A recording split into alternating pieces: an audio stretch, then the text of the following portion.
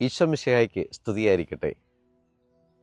അടിച്ചവർക്ക് പുറവും താടിമീശ പറിച്ചവർക്ക് കവിളുകളും ഞാൻ കാണിച്ചു കൊടുത്തു. നിന്നയിൽ നിന്നും തുപ്പിൽ ഞാൻ മുഖം തിരിച്ചില്ല.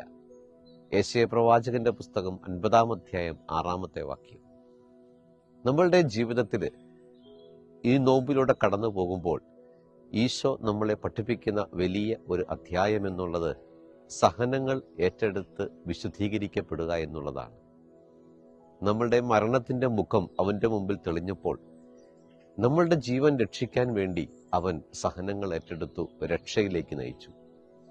പിതാവിന്റെ വലതുഭാഗം കരസ്ഥമാക്കി അവൻ നമ്മളോടൊപ്പം പറയുകയാണ്, നമുക്കും വിശുദ്ധീകരിക്കപ്പെടാമെന്ന്.